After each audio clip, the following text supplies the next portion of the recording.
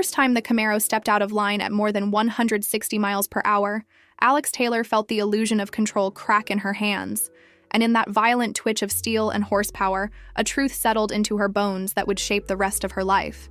The crowd saw smoke pouring from the rear tires and a teenage girl chasing speed with fearless eyes. Yet what they did not see was the fraction of a second when the steering went light, the car drifted toward the edge of disaster, and she understood how quickly ambition could turn into catastrophe. For years, the public narrative surrounding Alex Tayor has sounded almost mythic, because it is easier to celebrate a prodigy than to examine the weight she carried. She has been described as the girl raised in a hot rod shop who transformed grease and grit into a brand, the marketing graduate who built a racing empire before turning 30, the polished co-host of Hot Rod Garage who made horsepower feel accessible to millions. However, the truth of her journey is far more layered, and it begins in a small Arkansas town where sparks flew long before cameras ever arrived. Boonville, Arkansas is quiet in the way rural towns often are, yet inside a building known as Hot Rods by Dennis Tayor, the air was rarely still. Her father, Dennis Tayor, was respected for his meticulous chassis work, and her mother, Debbie, managed the invisible systems that kept the shop alive. So from infancy, Alex absorbed the rhythms of fabrication as if they were lullabies. While other children measured their growth by school grades or sports trophies, she measured hers by the height of workbenches she could finally see over, and the complexity of welds she was finally trusted to attempt. Growing up in that environment meant that precision was not optional, because a miscalculated suspension angle, or a weak weld, could have consequences that extended far beyond embarrassment. Consequently, her childhood was shaped not only by creativity, but by accountability, and that combination forged a mindset that would later define her approach to racing.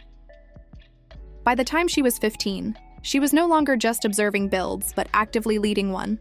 And the project that would change everything was a 1968 Chevrolet Camaro that she intended to drive to high school. The car, eventually nicknamed Badmaro, began as a practical idea and slowly evolved into a declaration of identity. As she and her father worked through late nights shaping metal and fitting components, the Camaro became more than transportation because it embodied the question that lingered around her life. Could she carry the Tayor legacy forward without being overshadowed by it? When she debuted the car at local events, she was not simply racing. She was proving that her hands and mind were capable of the same precision that had built her family's reputation. In 2013, at only 16 years old, she entered Hot Rod magazine Drag Week, and in doing so became the youngest competitor in the event's history.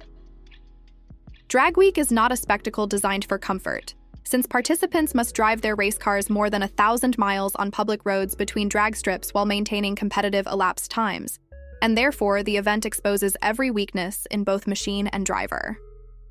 Although headlines celebrated her youth, what they failed to capture were the motel parking lot repairs at midnight, the exhaustion that blurred her vision, and the quiet fear that one catastrophic failure would confirm every skeptic who believed she was simply benefiting from her father's name.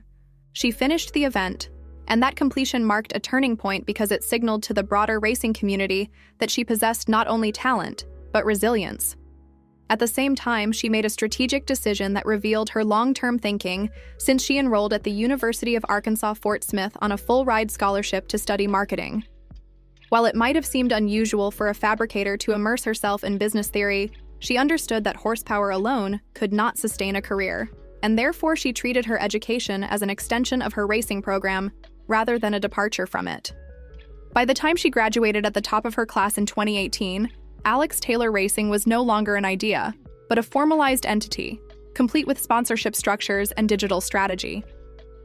As social media expanded its influence within motorsports, she positioned herself at the intersection of mechanical credibility and online storytelling, and that combination allowed her to secure partnerships with major performance brands while steadily growing her YouTube presence. Through transparency about revenue fluctuations and the realities of content creation, she cultivated an audience that saw both the triumphs and the breakdowns. Meanwhile, Badmaro continued to evolve, transforming from a quick street car into a twin turbocharged force built around a 427 tall deck LSX platform, with Crower internals and a Holley Dominator system managing fuel and timing. Even as the car's output pushed into 4-digit horsepower territory, she maintained street car elements such as power windows and a full interior, because the philosophy behind her build centered on balance rather than extremism. That commitment to retaining everyday functionality while chasing elite performance became her signature within the drag and drive community. As her visibility increased, so did the scrutiny, and online commentary frequently questioned how much credit she truly deserved. Some critics suggested that her father's expertise overshadowed her own, while others implied that sponsorships were drawn more to image than skill. Yet instead of retreating from that tension, she leaned into it, and when she joined Hot Rod Garage in 2021, she stepped directly into a space where her technical knowledge would be tested in front of a national audience. That same year, she initiated an ambitious project known as the Quest for Sixes, centered around a 1955 Chevrolet 210 that would be rebuilt as a tube chassis race car powered by a 509 cubic inch big block with twin 88mm turbos. Because she had reached the structural limits of a steel-bodied street car, she chose to pursue a platform capable of breaking into the 6-second quarter-mile zone, and in doing so, she signaled that her ambitions extended beyond incremental gains. The build consumed her time and energy, yet it also reinforced her identity as a fabricator willing to chase uncomfortable goals.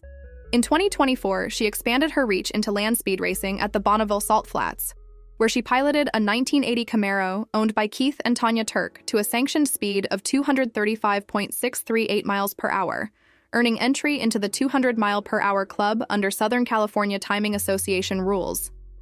The experience was starkly different from drag racing, since the vast salt surface offered no grandstands or guardrails, and therefore the run demanded a different kind of mental focus rooted in sustained velocity rather than explosive acceleration.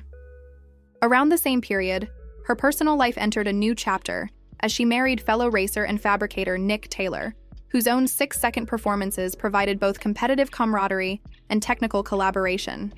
Their partnership merged two relentless work ethics, and as Nick integrated his operations with Alex Taylor Racing in Arkansas, the couple created a dynamic that blended marriage with shared mechanical obsession.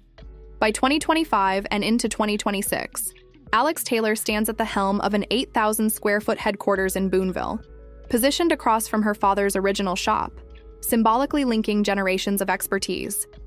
The facility houses fabrication bays, lifts, media production areas, and ongoing high-dollar builds, and it reflects her transition from a talented teenager to the leader of a vertically integrated enterprise.